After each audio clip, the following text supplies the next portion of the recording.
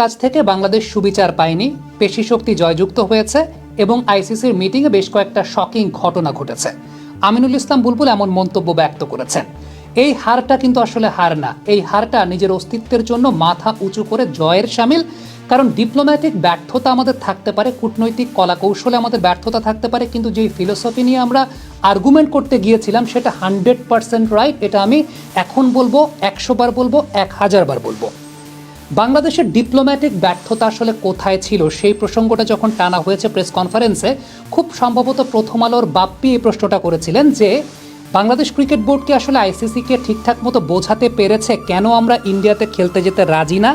পরবর্তী সময় নাবিল কায়সার টি স্পোর্টসের তিনিও কিন্তু এই প্রশ্নটা করেছেন যে কারণ আইসিসি যে অফিসিয়াল প্রেস রিলিজটা দিয়েছে সেখানে কিন্তু কথা লেখা হচ্ছে single isolated unrelated development concerning one of its players involvement in a domestic league. তার মানে একটা একক ঘটনার উপর প্রেক্ষিতে বাংলাদেশ আর্গুমেন্ট করতে গেছে এবং সেটা হচ্ছে মোস্তাফিজুর রহমানের আইপিএলে না থাকার প্রসঙ্গটা।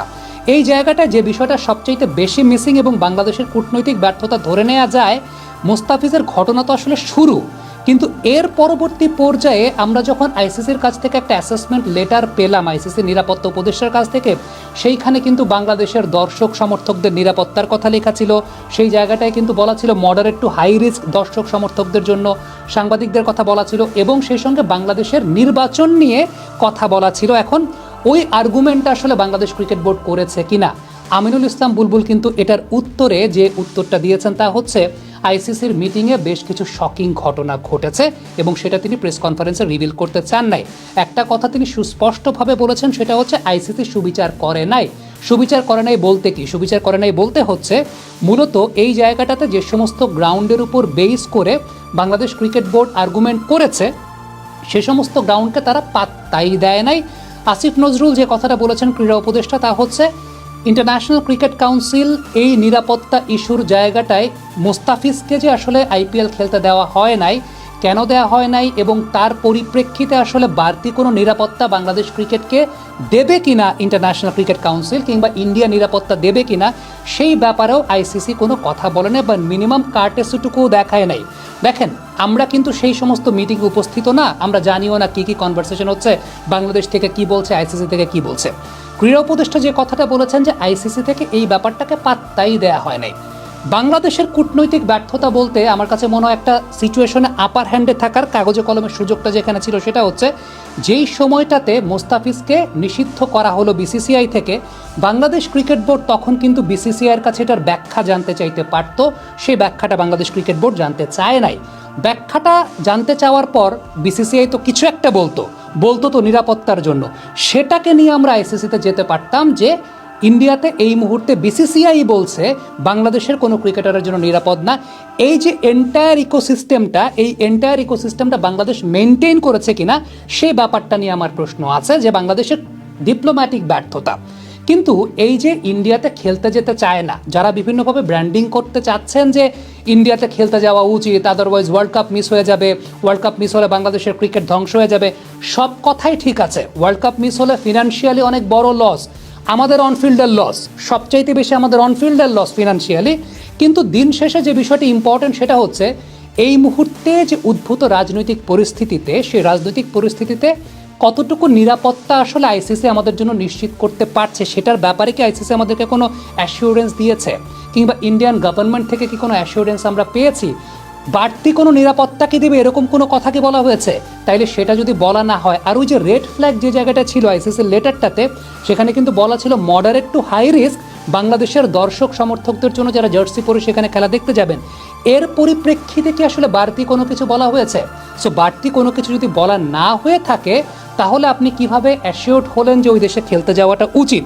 দেখেন, আমি কোনো দেশের কোনো রাষ্ট্রের বিরুদ্ধে কথা বলছি না, আমি লজিক্যাল গ্রাউন্ড থেকে কথা বলছি, আমি লজিক্যাল গ্রাউন্ডে কথা বলি। আর যারা বলবেন, অনেকেই অশিক্ষিত মূর্খের মতো কথা বলার চেষ্টা করছেন যে বাংলাদেশ ক্রিকেট বোর্ড বা যে কোনো দেশের ক্রিকেট বোর্ড তো স্বায়ত্তশাসিত প্রতিষ্ঠান, সরকারের কোনো ইনভলভমেন্ট এই জায়গাটা থাকবে না, এটা একটা অশিক্ষিত মূর্খের মতো কথা। ধরেন, বাংলাদেশ ক্রিকেট বোর্ডের আওতায় আমরা যখন কোনো একটা দ্বিপাক্ষিক সিরিজ আয়োজন করি কিংবা আমরা যখন কোনো একটা টুর্নামেন্ট আয়োজন করি বিপিএলের মতো, এনএসআই ডিজিএফআই যদি আমাদের গোয়েন্দা সংস্থা যদি আমাদেরকে ক্লিয়ারেন্স না দেয়, হোম মিনিস্ট্রি যদি আমাদেরকে ক্লিয়ারেন্স না দেয়, আমাদের বাপের ক্ষমতা নাই সেই টুর্নামেন্ট অর্গানাইজ করা।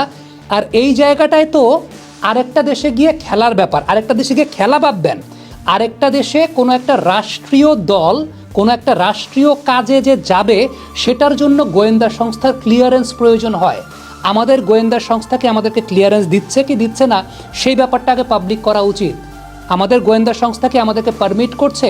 অনেকে যে বলেন যে মানে সরকার কেন হস্তক্ষেপ করবে, সরকারই এই জায়গাটায় হস্তক্ষেপ করবে এটাই নিয়ম, প্রত্যেক দেশের নিয়ম। খুব সিম্পল একটা কথা বলি, খুব রিসেন্টলি আতিফ আসলামের একটা কনসার্ট বাংলাদেশে হওয়ার কথা ছিল মাঝখানে কোনো একটা সময়তে, হোম মিনিস্ট্রি পারমিশন দেয় নাই। হোম মিনিস্ট্রি পারমিশন দেয় নাই, যে কারণে আতিফ আসলামের ওই কনসার্টটা হয় নাই, ওপেন এয়ার কনসার্টটা। এআইবিতে পরবর্তী সময় একটা কনসার্ট হয়েছে, কিন্তু তার আগে আতিফ আসলামের একটা কনসার্ট হওয়ার কথা ছিল, সেটা হোম মিনিস্ট্রি পারমিশন দেয় নাই, দ্যাটস ওয়াই সেই কনসার্টটা হতে পারে নাই। সো যে কোনো জায়গায় আপনি যখন আমাদের দেশেও কোনো কিছু অ্যারেঞ্জ করবেন, অর্গানাইজ করবেন, গ্যাদারিং করবেন, সেটার জন্য হোম মিনিস্ট্রি এবং ল এনফোর্সমেন্ট এজেন্সির পারমিশন প্রয়োজন হয়।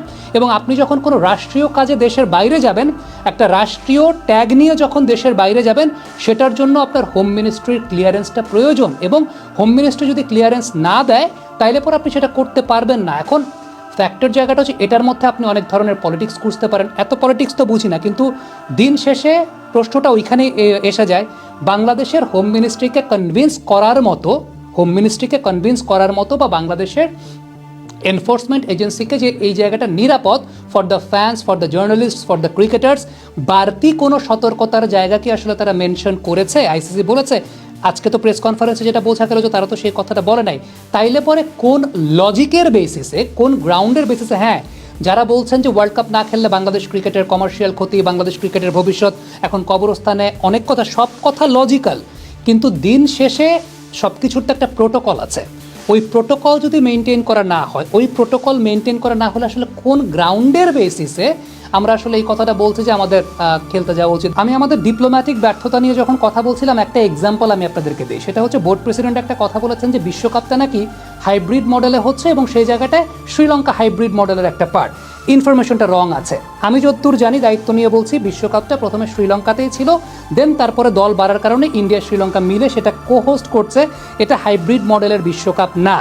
এই যে ডিপ্লোম্যাটিক ব্যর্থতার কথা এই কারণেই বলি, বোর্ড প্রেসিডেন্ট এই ব্যাপারটা জানেনই না। এখন তিনি যখন এই ব্যাপারটা জানেন না, তিনি আসলে কোন গ্রাউন্ড নিয়ে বা কি গ্রাউন্ডের বেসিসে আইসিসির মিটিং আর্গুমেন্ট করতে গেছেন, প্রশ্নটা আমার তখনই আসে। হ্যাঁ, ওই কথাগুলো ঠিক আছে যে এর আগে পাকিস্তান যখন খেলতে যাইতে চায় নাই, তখন নারীদের বিশ্বকাপটা হয়েছে শ্রীলঙ্কার মাটিতে, যেটা ইন্ডিয়াতে হয়েছে মূল বিশ্বকাপটা। এছাড়াও ইন্ডিয়া যখন এর আগে খেলতে যাইতে চায় নাই পাকিস্তানে চ্যাম্পিয়ন্স ট্রফি, তখন তাদের জন্য আলাদা একটা ভেন্যু করা হয়েছে সংযুক্ত আরব আমিরাতে। এই কথাগুলো আপনি লজিক্যাল আনতে পারেন, কিন্তু আপনি যখন বলছেন যে এই বিশ্বকাপটা হাইব্রিড মডেলে হচ্ছে, প্রথমত ইনফরমেশনের তো একটা গ্যাপ বা ইনফরমেশনের একটা অজ্ঞতার জায়গাটা আছে। সো আমি এই কারণেই বললাম যে ডিপ্লোম্যাটিক ব্যর্থতা আমাদের আছে, কিন্তু ফিলোসফিক্যালি আমরা রাইট, বাট ডিপ্লোম্যাটিক্যাল ব্যর্থতা আছে। আমরা অনফিল্ডের পর্দায় বেশ কিছু ভিডিও করেছি যে ইথিক্যালি, লজিক্যালি বাংলাদেশকে বাদ দিয়ে আইসিসি টি-20 ওয়ার্ল্ড কাপ করতে পারবে না, সেটা ইথিক্যাল লজিক্যাল গ্রাউন্ড থেকে। কিন্তু যে জায়গাটা ইথিক্স আর লজিককে ব্রেক করা হয়েছে পেশি শক্তি ব্যবহার করে, বুলবুল ভাই তো বলে দিয়েছেন, সেই মিটিংয়ে শকিং ঘটনা ঘটেছে। শকিং ঘটনা মানে কি? সেই জায়গাটা এথিক্স এবং লজিককে ব্রেক করা হয়েছে।